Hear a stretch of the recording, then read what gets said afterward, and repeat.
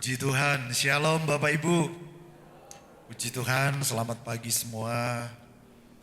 Pagi hari ini kita akan mendengarkan firman Tuhan dengan tema kerinduan kepada Tuhan. Kerinduan kepada Allah. Ketika saya menyiapkan khotbah ini, saya berdoa dan saya menyiapkan lagu yang memang sangat berkaitan dengan lagu awal pembukaan, Jiwaku Merindukan Tuhan. Dan setelah kita akan menerima firman Tuhan, lagu juga Hatiku Tenang Berada Dekatmu. Mari kita buka Alkitab kita dalam Mazmur 42 ayat 1 sampai ayat yang ke-12. Kita akan belajar dari ayat-ayat ini. Mazmur 42 ayat 1 sampai ayat yang ke-12. Kerinduan kepada Allah. Untuk pemimpin biduan nyanyian pengajaran Bani Korah. Seperti rusa yang merindukan sungai yang berair, demikianlah jiwaku merindukan Engkau, ya Allah. Jiwaku haus kepada Allah yang hidup. Bilakah aku boleh datang melihat Allah? Air mataku menjadi makananku siang dan malam. Karena sepanjang hari orang berkata kepadaku, di mana Allahmu? Inilah yang hendak kuingat sementara jiwaku gundah gulana. Bagaimana aku berjalan maju dalam kepadatan manusia, mendahului mereka melangkah ke rumah Allah. Dengan suara sorak-sorai dan nyanyian syukur dalam keramaian orang-orang yang mengadakan perayaan. Mengapa engkau tertekan hai jiwaku dan gelisah di dalam diriku? Berharaplah kepada Allah, sebab aku akan bersyukur lagi kepadanya, penolongku dan Allahku. Jiwaku tertekan dalam diriku, sebab itu aku teringat kepadamu dari tanah sungai Yordan dan pegunungan Hermon, dari gunung Mizar. Samudra raya berpanggil-panggilan dengan deru air terjunmu. Segala gelora dan gelombangmu bergulung melingkupi aku. Tuhan memerintahkan kasih setianya pada siang hari, dan pada malam hari aku menyanyikan nyanyian suatu doa kepada Allah kehidupanku. Aku berkata kepada Allah gunung batuku, mengapa engkau melupakan aku? Mengapa aku harus hidup berkabung di bawah impitan musuh? Seperti tikaman maut ke dalam tulangku. Lawanku mencela aku sambil berkata kepadaku sepanjang hari, di mana Allahmu? Mengapa engkau tertekan hai jiwaku? Dan mengapa engkau gelisah di dalam diriku? Berharaplah kepada Allah, sebab aku bersyukur lagi kepadanya, penolongku dan Allahku. Katakan amin. Bapak Ibu, ternyata dalam segala zaman berbicara tentang tekanan dalam hidup, orang-orang zaman dahulu juga sudah mengalami hal yang sama. Tekanan itu bisa datang karena kondisi kesehatan. Tekanan itu bisa dari hubungan suami istri yang gak harmonis. Tekanan itu bisa datang karena kondisi ekonomi yang mungkin sedang terpuruk. Dan tekanan juga datang bisa dari situasi dan kondisi politik. Bisa saja terjadi karena perang. Nah, akibat dari tekanan yang berat ini, saudara, pemazmur ini menceritakan kondisinya yang lagi berada di dalam titik terendah hidupnya.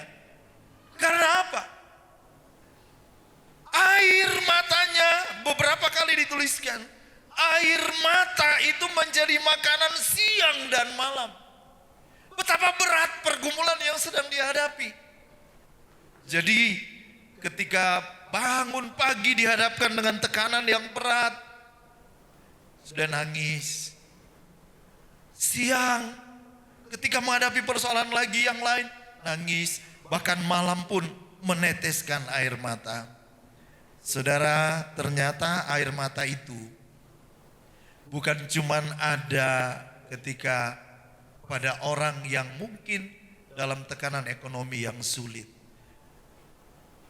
Bahwa air mata itu ada di istana, ada juga di rakyat biasa.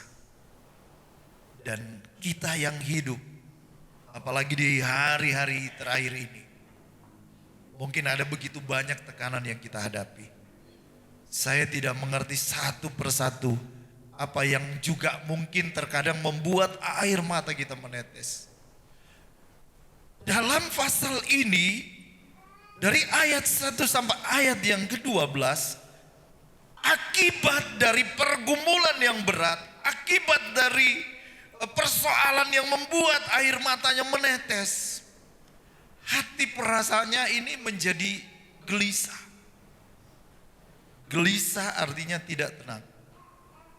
Makan gak enak, tidur gak bisa nyenyak. Sebab kadang-kadang ada orang yang kamarnya mewah, tapi gak bisa tidur. Tidurnya cuma bisa di sofa. Kamarnya banyak, tapi tidurnya tidur di sofa. Atau cuma bisa tidur waktu di mobil. Nah, akibat dari pergumulan yang berat ini, mengapa engkau tertekan hai jiwa? Tekanan yang berat. Mengapa engkau gelisah di dalam dirimu? Dan dituliskan gunda gulana. Artinya sedih, bimbang, dan gelisah. Gunda gulana, sedih, bimbang, dan gelisah. Karena pergumulan yang berat. Di tengah persoalan yang berat, orang lain juga menertawakan. Orang lain menertawakan. Mana Tuhanmu? Sampai semakin terpuruk secara mental dan emosi. Bapak Ibu yang dikasih di dalam Tuhan. Tetapi apa yang dilakukan oleh pemazmur ini? Yang pertama, dia merindukan Tuhan. Seperti pujian yang pertama, jiwaku merindukan Tuhan. Ada orang yang ketika hidupnya lagi terpuruk, hidupnya mungkin lagi jatuh, hidupnya lagi dalam titik nol, dia semakin jauh dari Tuhan. Semakin tidak ada kerinduan.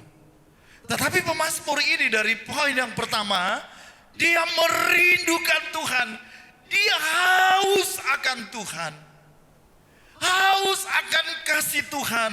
Haus akan jamahan Tuhan. Haus akan kedekatan dengan Tuhan. Yang memberikan kehidupan.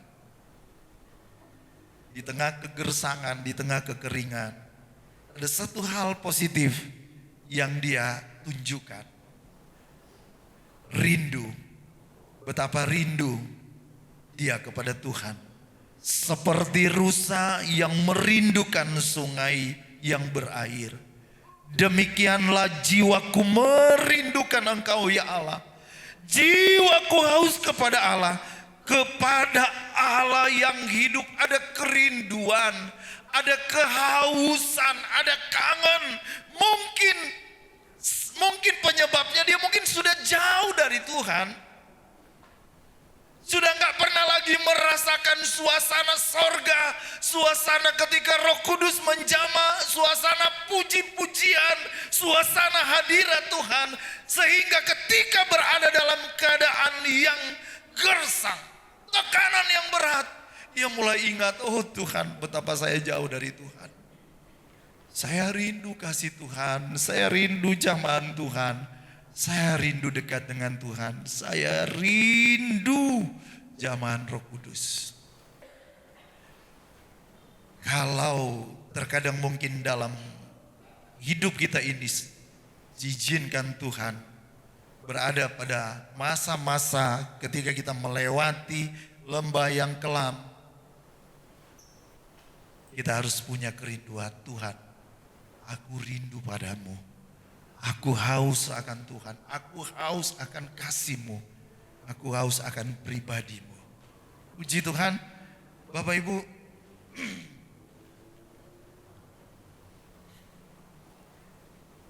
ketika pergumulan atau badai hidup datang silih berganti, pemazmur ini merindukan Tuhan. Yang kedua, melangkah ke rumah Tuhan. Ada beberapa ayat ditulis di sini, dia melangkah ke rumah Tuhan, mendahului orang datang beribadah kepada Tuhan. Bukankah ketika ada orang yang menghadapi pergumulan, dia semakin jauh dari Tuhan, jauh dari hadirat Tuhan, bahkan tidak mau beribadah lagi, tidak mau beribadah lagi, tidak mau bersekutu lagi. Tetapi pemazmur ini, saudara, dia melangkah ke rumah Tuhan. Saya ingin membawa kepada satu ayat, Mazmur 84 ayat yang ke-10.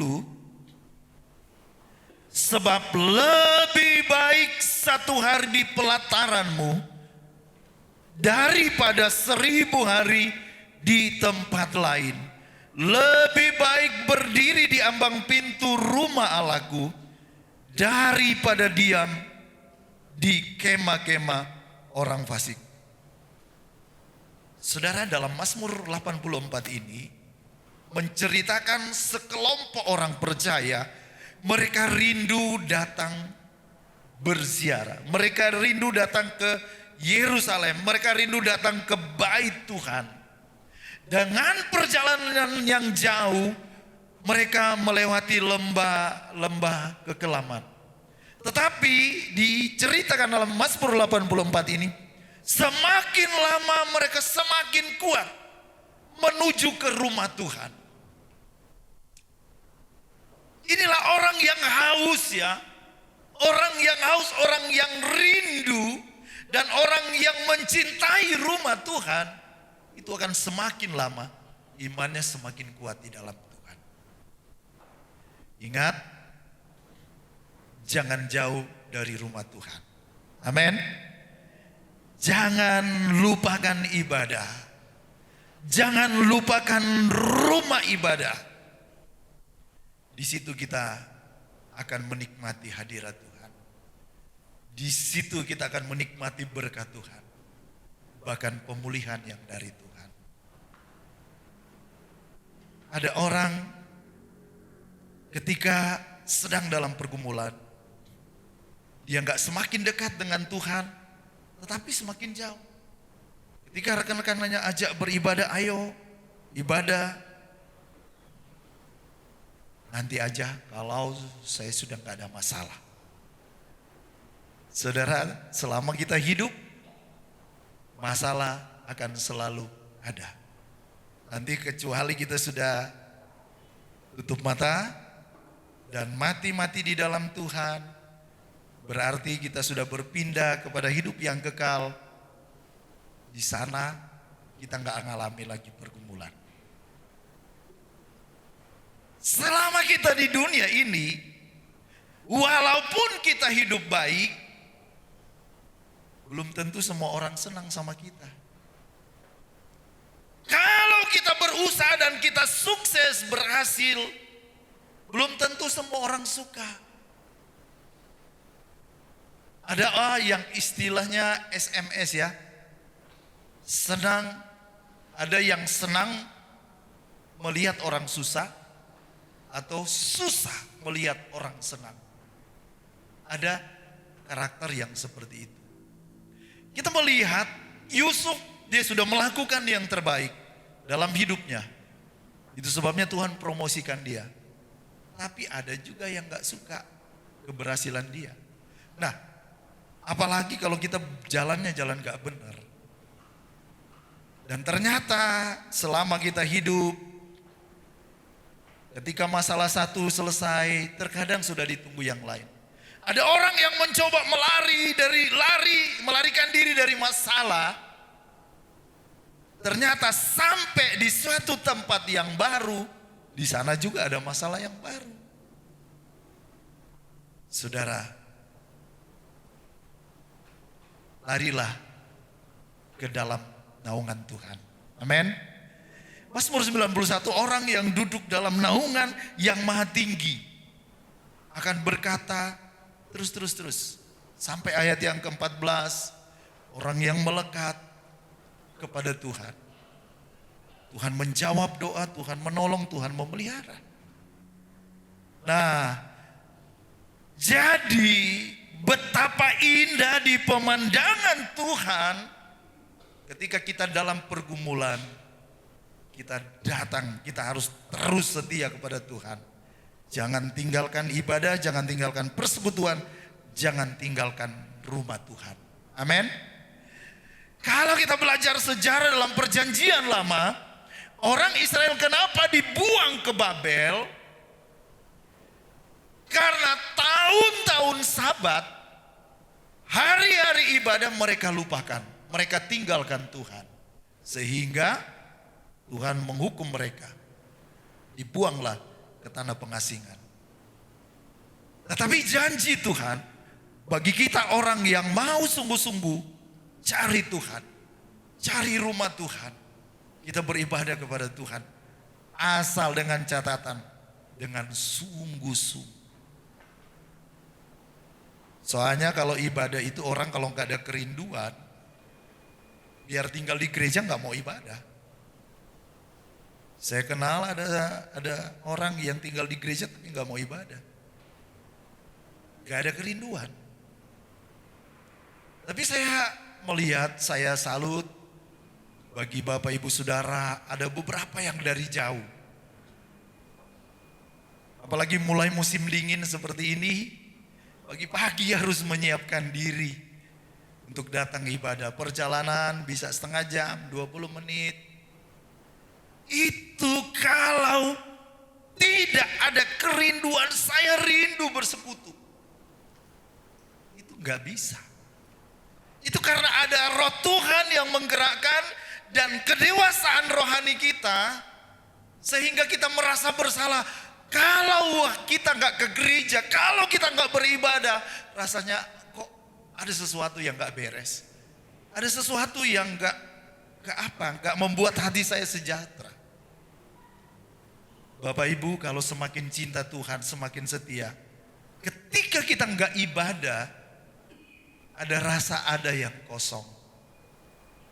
Amin. Tapi ketika Bapak Ibu sudah datang dalam rumah Tuhan, kita melakukan ibadah, kita semakin dekat dengan Tuhan, ada rasa kekuatan baru. Kita rasa ada syukur. Karena Tuhan selalu bersama dengan kita. Melangkah ke rumah Tuhan. Amin. Puji Tuhan, saya salut dengan jemaat GPD Logos. Banyak dari tempat-tempat jauh tapi tetap melangkah ke rumah Tuhan. Puji Tuhan. Yang ketiga, dalam ayat ini, Mazmur 42, ketika pergumulan besar yang dia alami, dia berkata, berharaplah kepada Tuhan. Kalau kita lihat konteks ini, kadang-kadang kita harus memperkatakan dengan iman kepada diri kita sendiri. Ketika situasi kita berat, ini pemazmur berkata, ketika dia dalam tekanan yang berat, bahkan air mata menjadi makanan siang malam, bahkan hatinya sudah jadi gelisah, gundah gulana, apa yang dia bilang? Mengapa engkau tertekan hai jiwaku? Dalam tekanan yang berat dia bertindak. Berharaplah kepada Tuhan. Amin. Berkata, ketika kita sedang dalam pergumulan mungkin seizin Tuhan. Katakan, Jamie, berharaplah kepada Tuhan.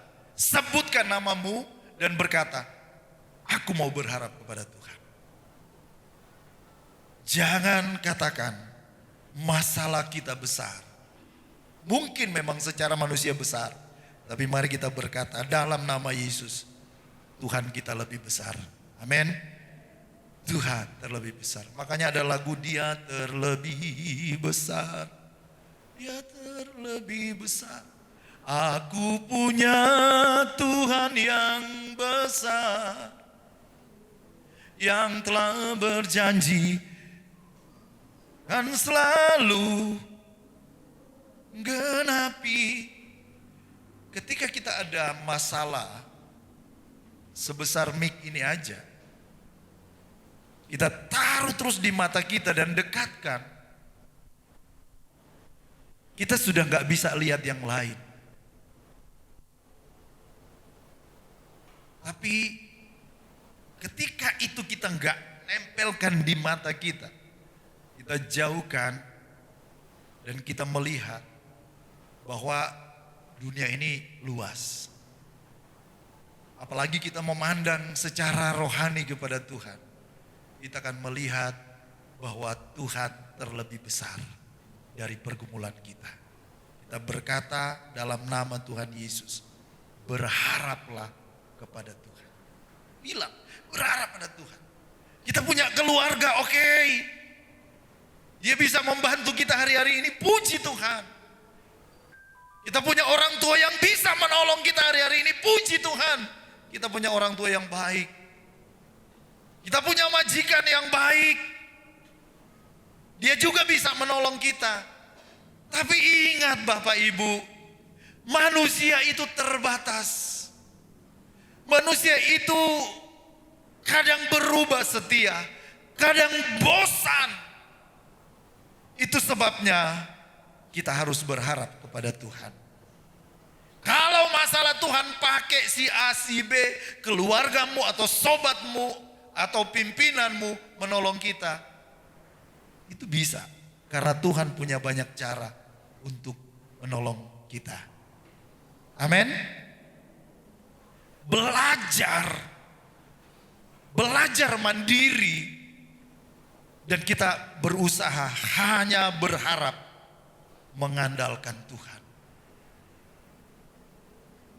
Sebab dalam banyak kejadian, ketika kita mulai taruh pengharapan kepada manusia, manusia itu terbatas. Manusia itu seperti uap, seperti rumput, yang juga hanya selangkah dengan maut. Kemarin dulu ada rekan kami di Jawa Barat, di Cibubur ya. Umurnya belum 50 tahun. Pendeta, hamba Tuhan. Dia lagi khotbah. Dia lagi khotbah di gereja yang 40 hari yang lalu Bapak Gembalanya meninggal. Jadi hamba Tuhan ini diundang untuk acara syukuran 40 hari. Saudara, dia khotbah. Saya mendengar berita dari teman yang di dekat sana kemarin. Dia berkhotbah, saya akan berkhotbah tentang 3 hal. Ini kan di ibadah penghiburan. Yang pertama, nama baik. Yang kedua saya lupa. Dan yang ketiga dia bilang begini, nanti kalian lihat aja. Yang ketiga, dia gak ngomong yang ketiga itu poinnya apa. Nah, nama baik. Dia bisa khotbah. Saya gak sempat dapat keterangan kemarin. Kedua sempat disampaikan atau tidak. Sedang berkhotbah, tiba-tiba jatuh dan selesai.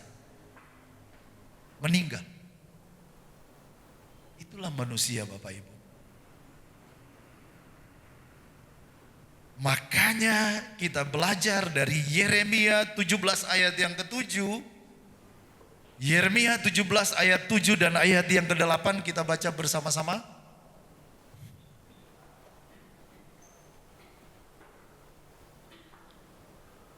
Saya bacakan, diberkatilah orang yang mengandalkan Tuhan, yang menaruh harapannya pada Tuhan. Ia akan seperti pohon yang ditanam di tepi air, yang merambatkan akar-akarnya ke tepi batang air, dan yang tidak mengalami datangnya panas terik, yang daunnya tetap hijau, yang tidak khawatir dalam tahun kering, dan yang tidak berhenti menghasilkan buah. Katakan amin.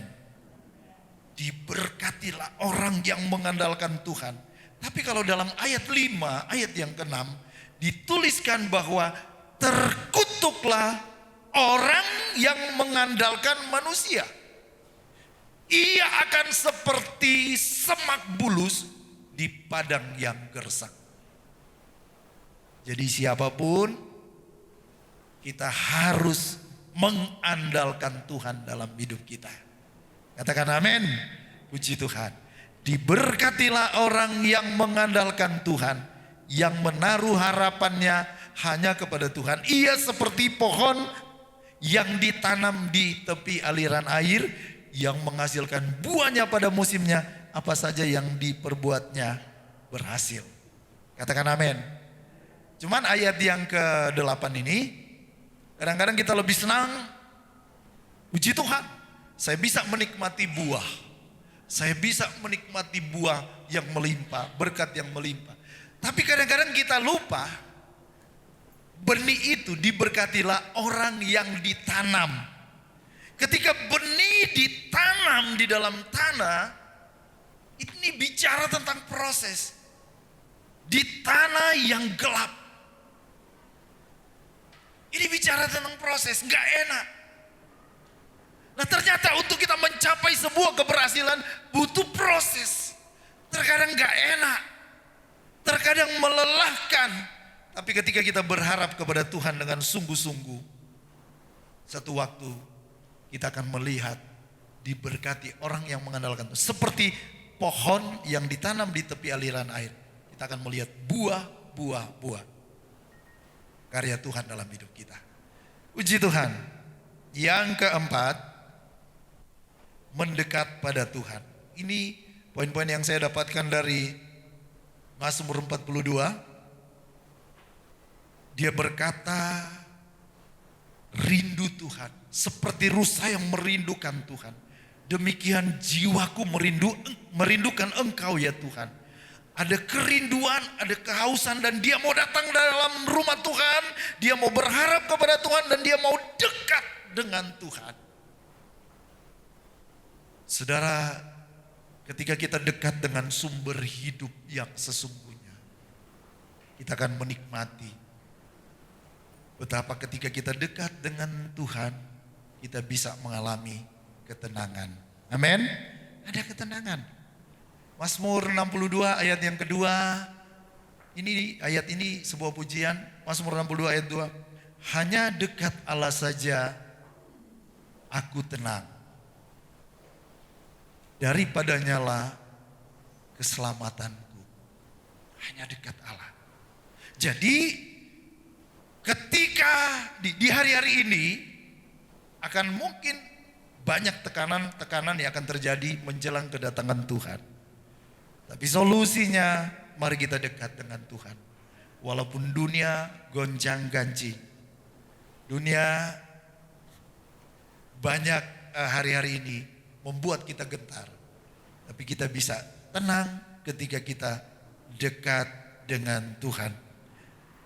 Hanya dialah gunung batuku, hanya dialah batuku dan keselamatanku, kota bentengku, aku tidak akan goyah. Ketika kita dekat dengan Tuhan, kita bisa menikmati damai. Damai yang dari Tuhan.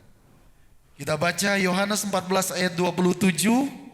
Yohanes 14 ayat 27 berkata, damai, ini kata Tuhan Yesus, damai sejahtera ku tinggalkan bagimu, damai sejahtera ku berikan kepadamu, dan apa yang ku berikan tidak seperti yang diberikan oleh dunia kepadamu. Janganlah gelisah dan gentar hatimu. Katakan amin. Ketika kita dekat dengan Tuhan, kita juga bisa mengalami ada damai dari surga. Ada lagu lama yang berkata, damai yang Dia berikan sangat besar, damai yang ya janjikan hati. Mari. Tuhan besertaku sepanjang jalanku, ku serahkan padanya, Yesus Tuhan. Ada lagu yang kita lebih familiar, kita nyanyi Tuhan. Kalau ku cari damai, ayo kita nyanyi, menikmati hadirat Tuhan. Kalau ku cari damai, hanya ku dapat dalam Yesus. Kalau ku cari ketenangan, hanya ku temu di dalam Yesus. Tak satu pun dapat menghiburku, amin. Tak seorang menolongku, hanya Yesus. Jawaban hidupku,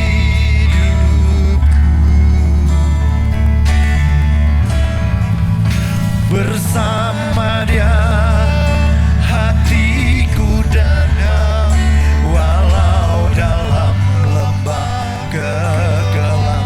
Bersama Dia hatiku tenang, hatiku tenang, walau hidup penuh tantangan.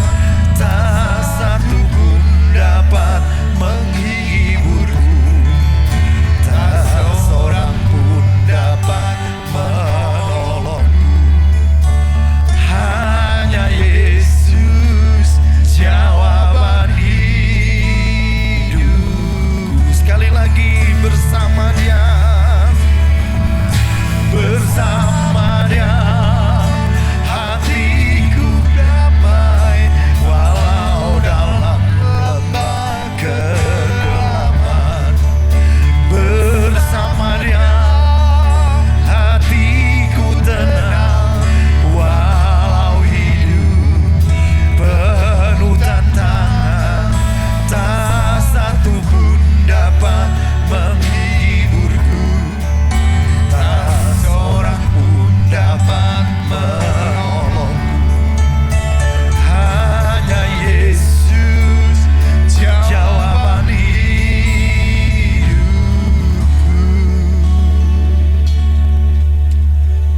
Tak satu pun dapat menghiburku, tak seorang pun dapat menolong, hanya Yesus. Kalau kita hubungkan dengan ayat Mazmur 42 ini, apa yang dialami oleh pemazmur ini sampai air matanya. Bayangkan, dia menangis siang dan malam karena tekanan yang berat. Mungkin gak ada orang lain lagi bisa menghibur, gak ada orang lain lagi bisa menolong. Dia datang pada Tuhan. Hanya Tuhan yang sanggup tolong. Hanya Tuhan yang sanggup menghibur. Hanya Tuhan yang sanggup membukakan jalan. Saudara, ayat yang terakhir saya ingin kita baca Matius. Kita menyerahkan segala beban hidup dalam tangannya ketika kita dekat dengan Tuhan. Matius pasal 11 ayat 28 dan 29. Kita baca bersama-sama. 1, 2, 3. Marilah kepadaku semua yang letih, lesu dan berbeban berat.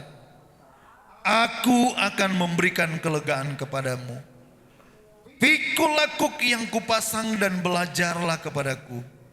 Karena aku lemah lembut dan rendah hati, dan jiwamu akan mendapatkan ketenangan. Ketika kita dekat dengan Tuhan, Tuhan yang undang kita Bapak Ibu, mari engkau yang letih lesu, engkau yang berbeban berat, Tuhan sanggup memberikan kelegaan. Jiwamu akan mendapatkan ketenangan. Ketika kita jauh dari Tuhan, bukan ketenangan yang kita dapat. Damai yang dunia berikan hanya sementara. Tapi damai yang dari Yesus adalah damai yang sejati. Pertolongan yang dari Tuhan adalah murni, tanpa sesuatu. Kalau mungkin orang mencari pesugihan, cari Gunung Kawi, cari kemana. Secara perdukunan ada tumbalnya. Itu sebabnya kadang-kadang orang diberkati secara materi. Iblis juga bisa memberkati, memberikan berkat. Ketika dia memberikan ujian, dia berkata kepada Yesus, aku akan memberikan kemewahan dunia ini. Iblis juga bisa memberikan hal-hal yang bicara materi. Mamon. Tapi kalau Yesus yang memberi, itu memberikan kelegaan. Itu memberikan damai. Saya nggak tahu pergumulan apa yang kita hadapi hari-hari ini. Mungkin kita bilang ini kok persis ya yang saya alami. Ada banyak air mata pergumulan, suami kita nggak tahu, istri kita nggak tahu, anak-anak kita nggak tahu. Tapi Tuhan tahu. Kalau kita berkata, aduh Tuhan pergumulanku terlalu berat. Terlalu besar. Saya mau berkata dari firman Tuhan, Yesus terlebih besar. Amin. Yesus terlebih besar. Tuhan Yesus sanggup tolong kita semua. Saya ajak kita bangkit berdiri. Main D, Pak Duan. Kita nyanyikan Kau Bapakku yang baik.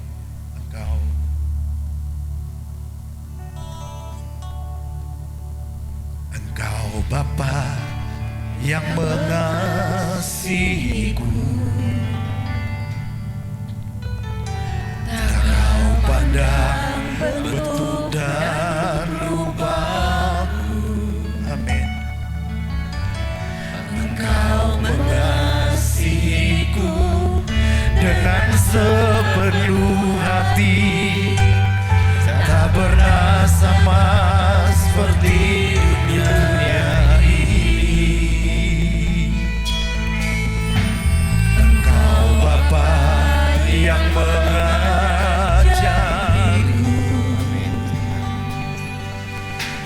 melewati awan yang kelabu. Oh, Kau yang buatku terbang bagaikan Raja Wali, mengatasi segala pencobaan. Kau Bapa yang baik,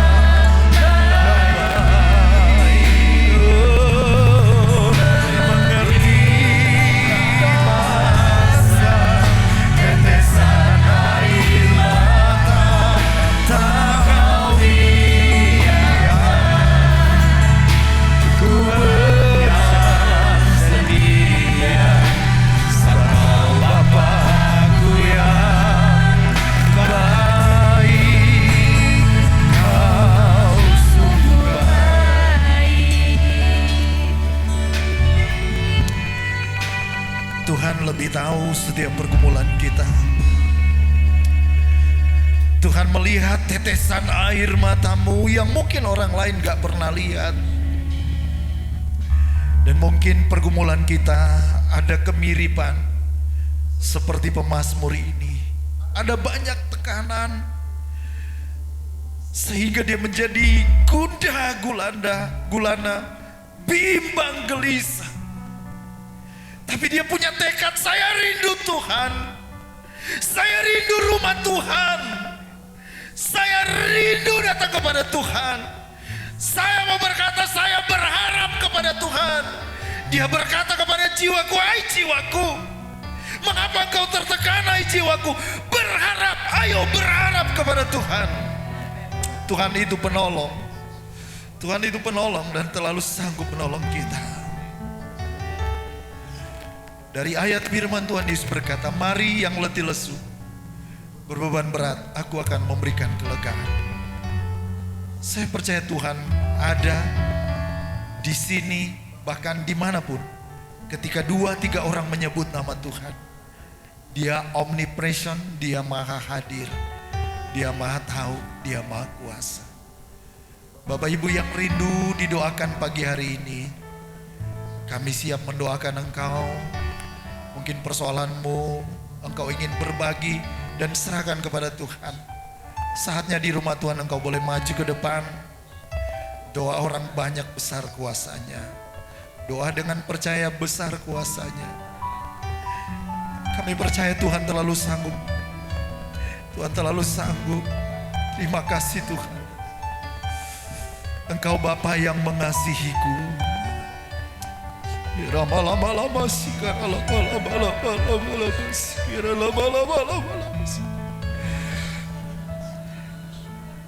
Engkau Bapa yang mengasihiku.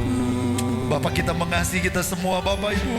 Tak kau pandang bentuk dan rupa. Dia tidak pilih kasih.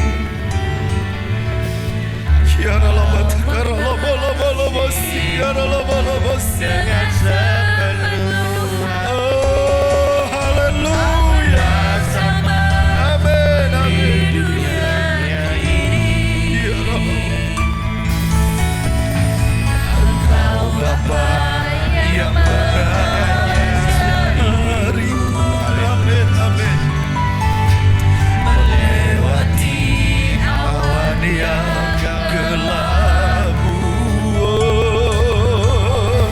Kau yang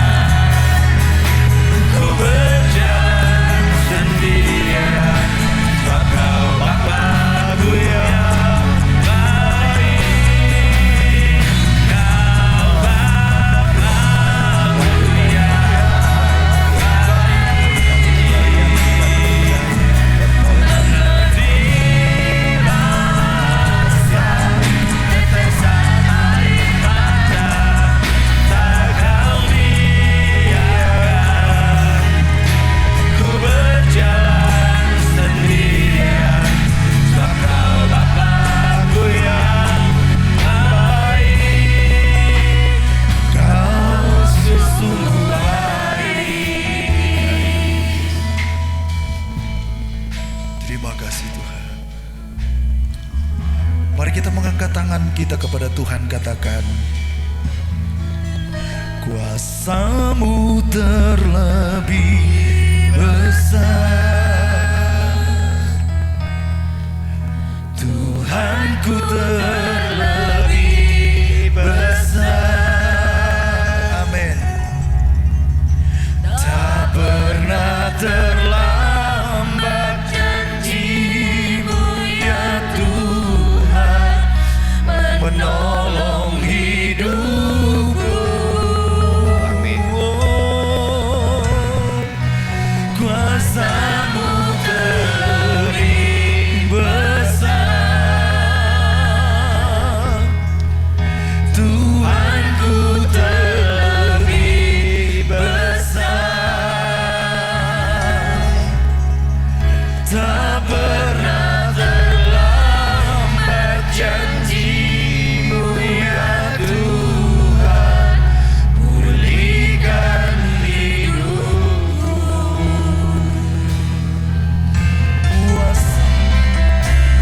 Kuasa-Mu terlebih besar. Amin. Tuhanku terlebih besar, tak pernah terlambat janji-Mu ya Tuhan, menolong hidupku. Oh, kuasa-Mu terlebih besar, Tuhanku terlebih besar. Tak pernah terlambat janji-Mu ya Tuhan, pulihkan hidupku.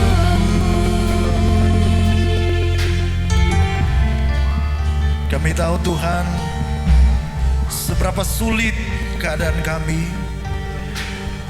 seberapa besar pergumulan kami, bahwa Tuhan terlebih besar dari semua pergumulan kami, bahwa kuasa-Mu tidak pernah berubah, kasih-Mu tidak pernah berubah.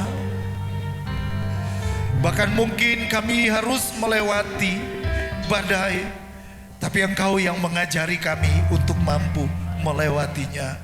Engkau yang menyertai kami untuk kami melangkah terus maju sampai langkah terakhir di dalam Tuhan. Terima kasih Tuhan. Terima kasih Tuhan. Terima kasih Tuhan. Terima kasih.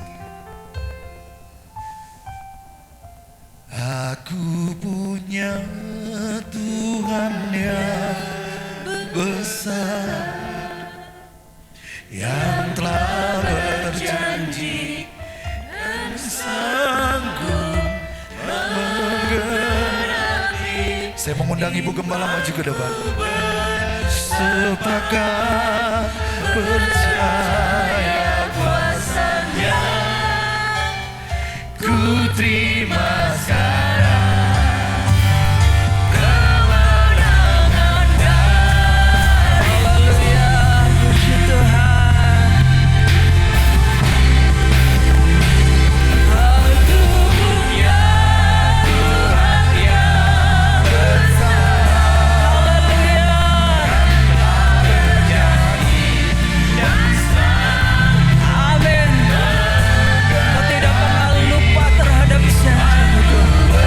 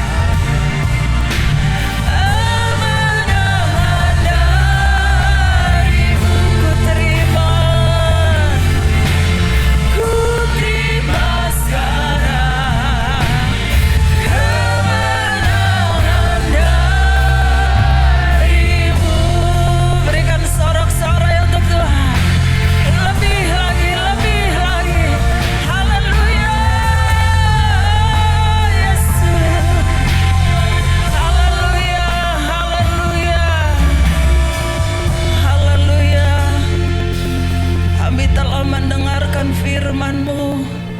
Kami sudah diberkati oleh kebenaran firman-Mu Tuhan. Kami tahu tekanan akan selalu datang dalam hidup kami. Tapi pagi hari ini kami dikuatkan bahwa kami punya Tuhan yang besar. Tuhan kami dahsyat. Tuhan kami hidup. Tuhan yang akan terus menjadi pembela bagi kami anak-anak-Mu. Kemenangan besar ada di pihak kami Tuhan. Terima kasih Tuhan. Terima kasih buat firman Tuhan yang kami telah dengar pagi hari ini. Pergumulan kami tidak lebih besar daripada Allah yang kami sembah di dalam nama Tuhan Yesus Kristus. Kami percaya pagi hari ini setiap jemaat Tuhan, kami sudah diberikan kekuatan baru, semangat baru ketika kami datang melangkah dalam rumah Tuhan dengan membawa segala kerinduan hati kami Tuhan. Engkau sudah puaskan kami Bapa. Dan kami akan pulang dengan sukacita, dengan sorak-sorai, dengan semangat untuk terus setia, mengasihi Tuhan, mengandalkan Tuhan. Dan biarlah sampai langkah kami yang terakhir, kami didapati setia di hadapan-Mu. Terima kasih Tuhan, meteraikan firman-Mu dalam setiap hati kami jemaat Tuhan. Setiap kami yang hadir pagi hari ini, kami pulang dengan sorak-sorai kemenangan. Saatnya kami juga akan memberi, berkorban bagi pekerjaan Tuhan. Diberkati setiap tangan-tangan yang terulur berkorban, balas dengan berlipat kali ganda. Dalam nama Yesus kami bersyukur buat firman-Mu. Haleluya. Semua yang diberkati Tuhan katakan amin.